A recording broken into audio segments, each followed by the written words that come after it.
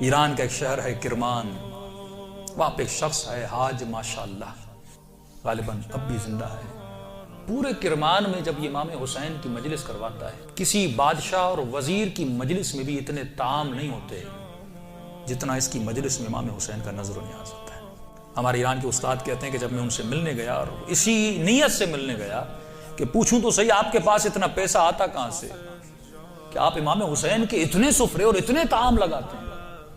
جب ملنے گیا تو کہا کہ ایک بوڑھا سا تھا 70 ایئرز کا، چہرے پہ عجیب نورانیت تھی، اور بیٹھا اور مجھے کہنے لگے کہ آج تک حسین کی میں نے جب بھی نیاز کیا میں نے جیب سے ایک پائی نہیں لگائی، مجھے نہیں پتا یہ کہاں سے آتا ہے، کون دے کر جاتا ہے، کہ پھر بھی یہ کیسے ہوا؟ میں نے آپ کے بارے میں بڑی چیزیں سنی۔ اس نے کہا کہ آج سے تقریباً 50 سال پہلے میرا کام تھا نجاری کا، جو لکڑیاں بناتے ہیں نا، لکڑی کا کام کرتا تھا، اور میری بڑی الفت تھی، محبت تھی امام حسین سے، میری زندگی عشق حسین کے محور میں گھومتی تھی۔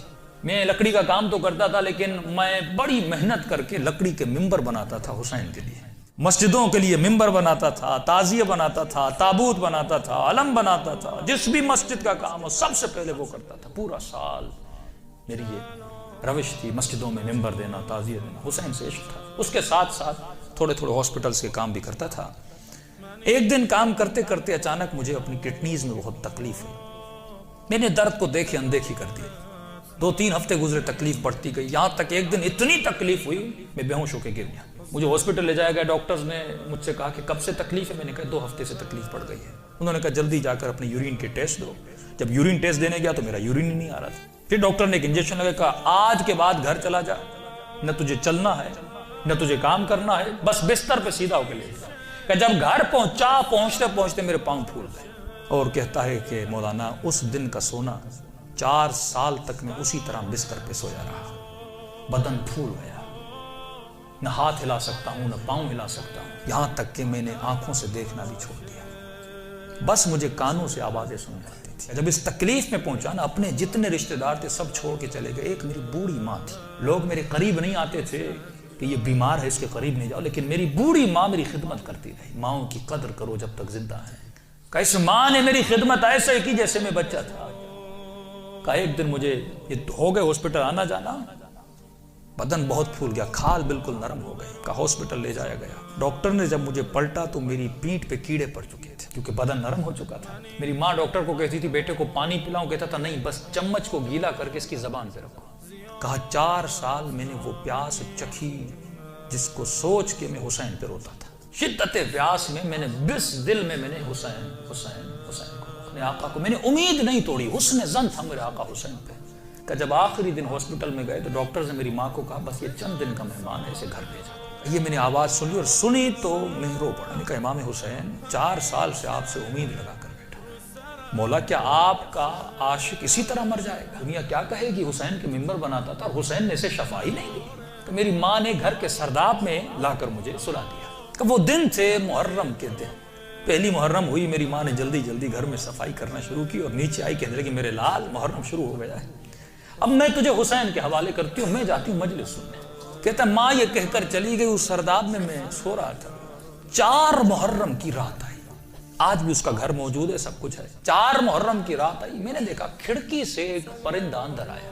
کہتے تب تک کان کام کرتے تھے لیکن جیسے یہ پرندہ آیا میری آنکھوں نے دیکھنا شروع کیا۔ لیکن یہ عجیب کبوتر تھا جس کے 3 پر تھے، سفید تھا، سبز تھا اور لال پر تھا۔ میں نے زندگی میں ایسا کبوتر دنیا میں کہتا میں نے نہیں دیکھا، پنجے اس کے لال تھے۔